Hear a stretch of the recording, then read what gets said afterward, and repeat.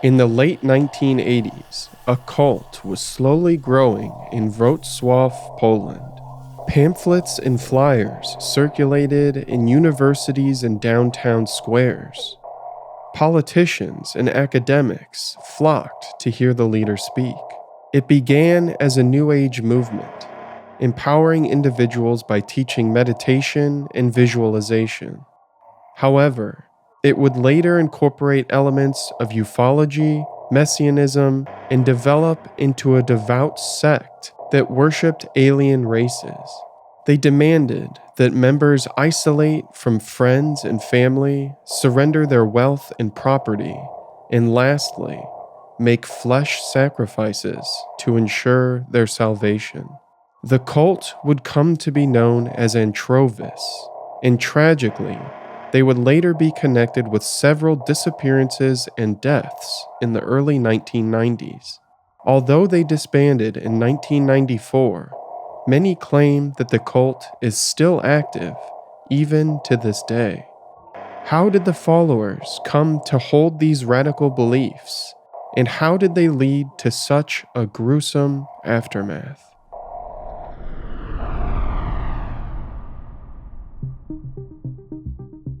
The founder of Antrovis, Edward Mielnik, was born in Poland in 1941. There is little available information about his early life. He worked as a stoker of diesel boilers, and in his early 30s, he began exploring New Age ideas like energy work. Then, in 1980, when he was 35, he had a vision of the Blessed Virgin Mary. Some claim this vision sparked a contact with an extraterrestrial named Antrovis. This line of communication is what began the scaffolding of their early belief system. And in 1990, Mielnik registered a religious association with the Wrocław Provincial Court. The legal documents claim that their objective was to disseminate knowledge about man's physical and mental health, protect the health of animals by natural means, and propagate knowledge by regenerating the natural environment. The organization was named the Antrovis International Association for the Renewal of the People of Earth. Initially, they taught general relaxation and self-hypnosis techniques centered around a New Age mysticism with the intent to balance energies. These inoffensive beliefs gave the organization broad appeal, and Mielnik offered free lectures that were attended by hundreds in downtown Wrocław. Less than a year after the organization's formation, he was interviewed by the New York Times. The article from 1991 described one of Mielnik's lectures. He diagnosed those attending with stressful and complicated lives, and he explained that his United Relaxation Therapy would provide calm. He claimed his purpose was to help attendees reestablish personal balance and power. At the time, over 90% of the Polish population identified as Catholic. The younger generation felt disillusioned by the promises of traditional religion, and Antrovis offered a hopeful alternative, at least at first.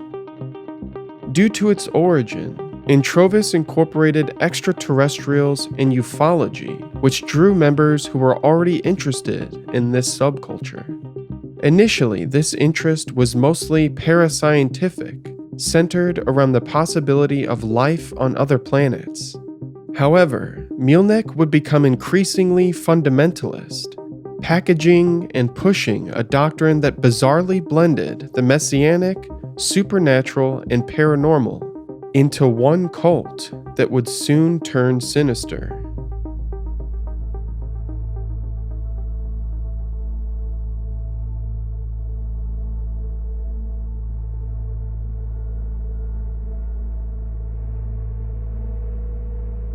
Mielnik and his followers believed that two alien races arrived on Earth 8 to 10 billion years ago. One alien race, the Slavs, came from planet Atlanta, and they were believed to be the chosen people and the guardians of universal law.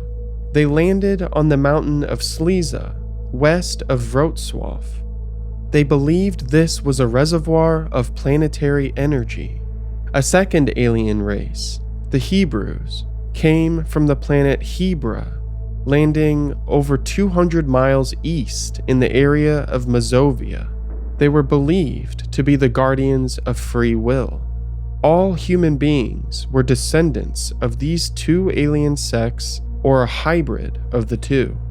Their origin story only becomes increasingly bizarre, developing anti-Semitic undertones as the aliens began to war and deceive one another.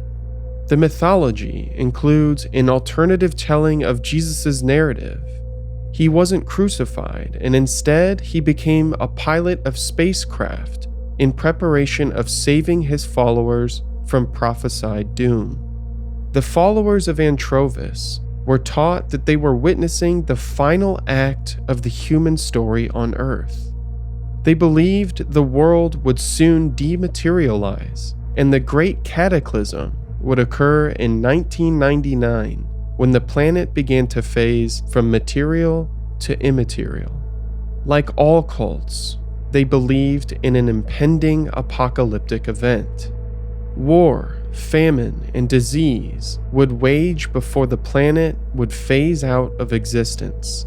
The majority of humanity would disappear. They would suffer psychological torments as doomsday approached. The devout and chosen would be evacuated. 144,000 individuals, similar to the Love Has Won cult. Antrovis co-opted this number because of its biblical connotations. The Book of Revelations claims that 12,000 followers from 12 tribes would be saved before the end times, totaling 144,000 rescuees. For Antrovis, these chosen few would be extracted via unidentified flying objects.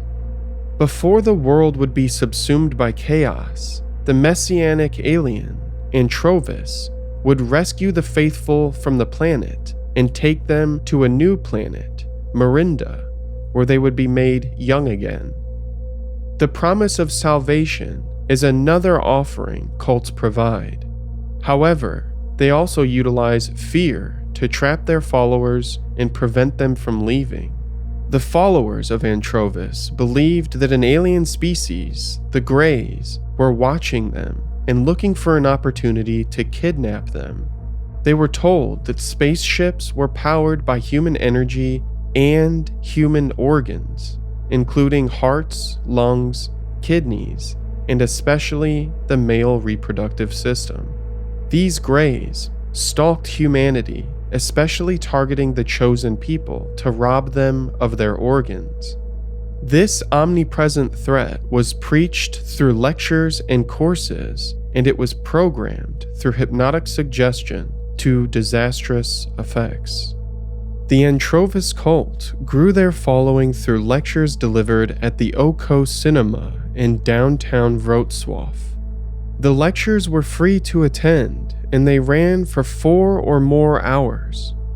They were marketed as a method of enlightening individuals to become calm, positive, and empowered, and their meditation techniques and message of universal unity had broad appeal.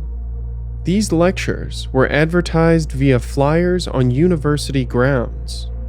They pipelined listeners to the consultation and treatment office, where they were offered courses, including weekly energy stimulation, breathing practice, and more.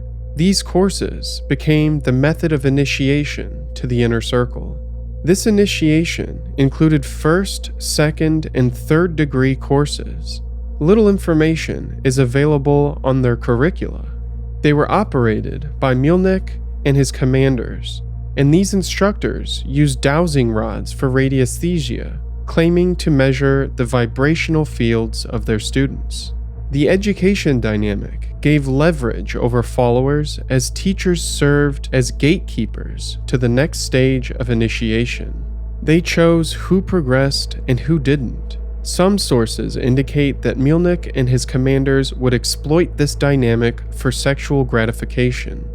For this reason, Mielnik targeted young female followers for recruitment and initiation. Contradictory to this practice, Mielnik preached abstinence. He stated that all human beings born after 1983 were androids, and replicating or reproducing should be avoided. He encouraged women to terminate their pregnancies, and he prescribed castration as an effective measure for men to suppress their urges while helping to power their exodus from the planet with the excised organs. Slowly, these ideas were promoted outside of the organization as Antrovis published cassette tapes, books, and pamphlets. The tapes were mostly guided meditation and self-hypnosis, marketing toward a lay demographic similar to their lectures. However, the books and periodicals were more esoteric, offering a cosmic critique of religion as part of the Antrovis Library series. These could be found in bookstores as recent as 2002. The critique of established religions was that extraterrestrial beings had deceived mankind into thinking they were gods. This grand deception alienated man from himself, driving him to praise and worship characteristics that were not his own. According to Antrovis, the prayer and practice of established religions was a form of energetic slavery to these gods, a transfer of energy and power away from mankind.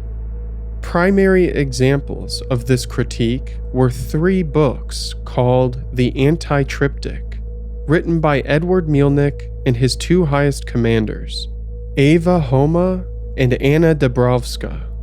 These 2 women would later adopt Mielnik's last name as a show of their commitment. Anna Dabrowska wrote God's Fate for Man. Edward Mielnik wrote The End of God, the Beginning of Man. And Eva Mielnik wrote There Is No God.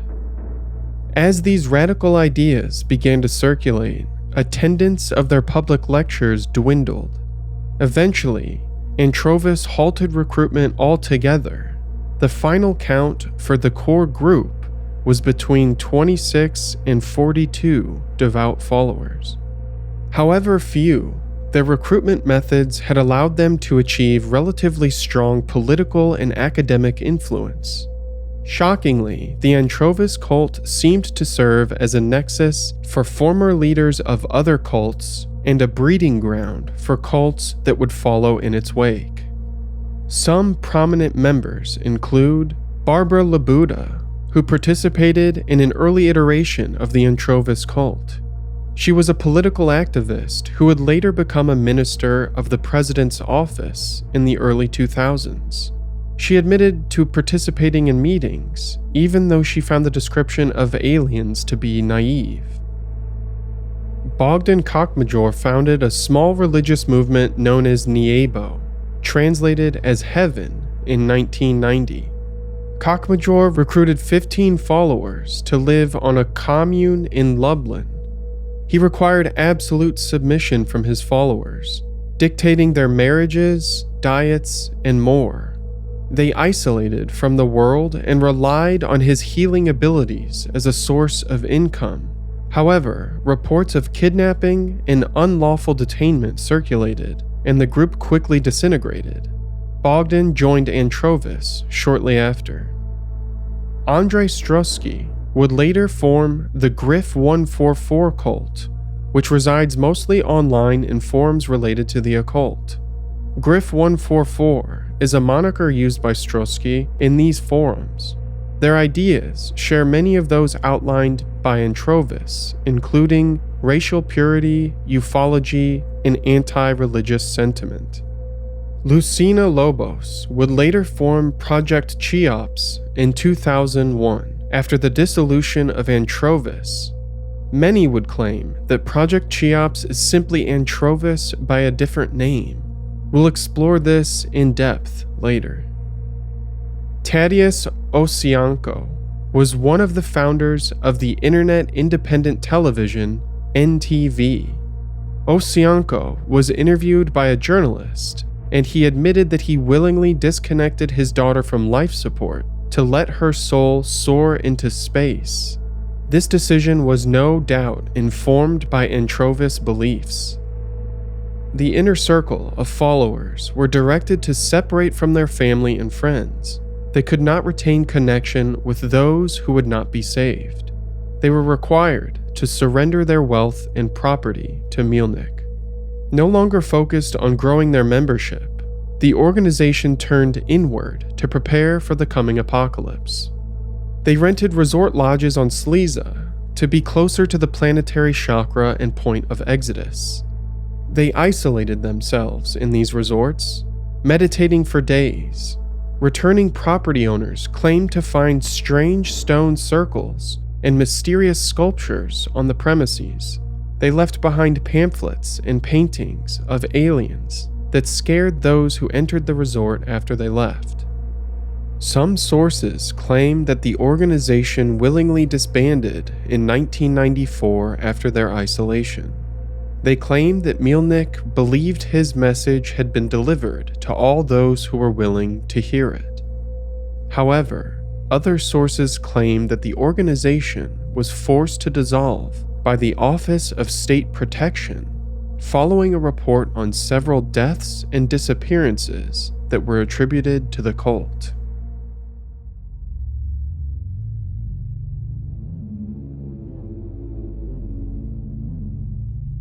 The first disappearance was cited in August 1993. Although surprisingly little information is available, the Ministry of the Interior and Administration reported the following. A 16-year-old went missing after contacts with the International Center for the Renewal of People and Earth, Antrovis, who convinced him of an evacuation into space. According to the police, 2 other persons connected with the association disappeared without a trace. There are also known examples of mysterious mutilations and refusal of treatment. The missing individual remains unnamed. However, the other 2 victims would be spotlighted by journalists and authorities in 1995, instilling fear in Poland about the dangers of radical religious cults. In March 1993, Andrzej Sielecki disappeared. He was an 18-year-old student who disappeared under mysterious circumstances. He frequently attended lectures by Mielnik, and he quickly began to isolate himself from friends and family, rejecting his studies and coursework. As a boy, Sielecki was intelligent and interested in the paranormal and supernatural. He was fascinated by ufology, and his exploration of the topic led him to Edward Mielnik.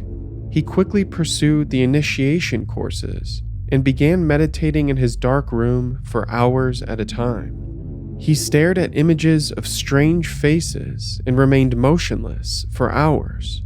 This led to mental exhaustion and paranoia as he deepened his commitment.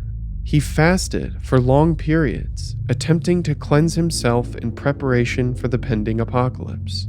As his condition worsened, Sielecki refused to eat anything other than mandarin oranges.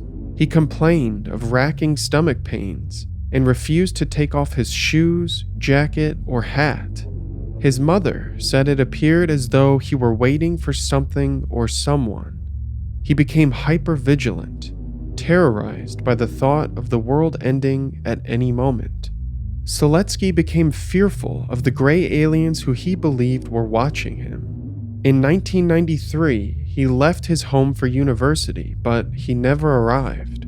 The last recorded contact with Sielecki was a phone call he made to the Antrovis headquarters when he claimed he was being pursued and persecuted by aliens. His mother possesses a tape of one of Mielnik's lectures in which he says, "The child is the property of the cosmos. If his individual heritage is threatened by his parents, tradition, or religion, the child disappears, gets protection and care, is transferred to a different space-time network."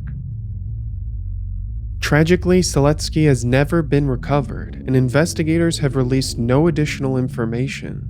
However, this would not be the last disappearance attributed to Antrovis. Boguslaw T., a 38-year-old Chechen, was a married man who had recently moved to Germany with his wife.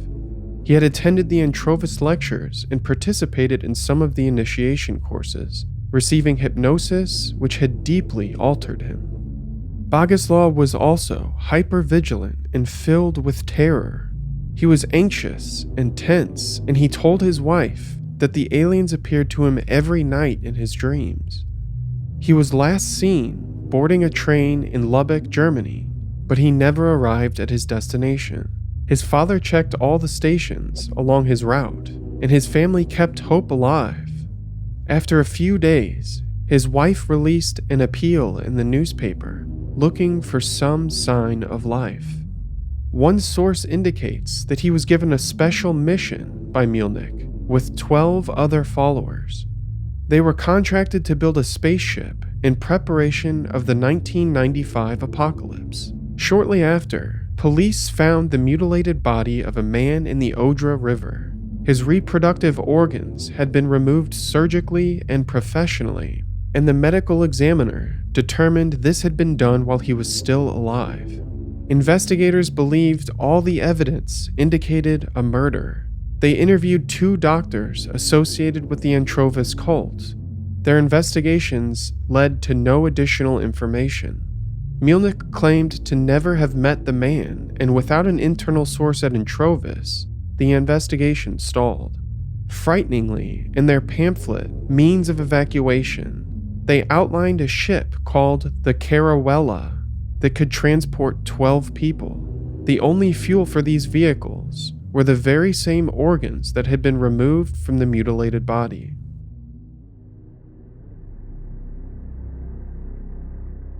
In 2000, a national sect monitoring committee in Poland warned of the revival of Antrovis.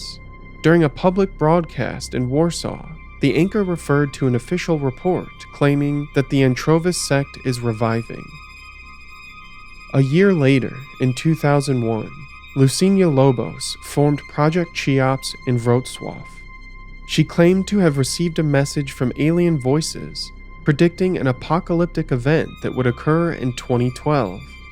Lobos channeled an alien by the name of Enki, and she described the interior of the pyramids of Giza.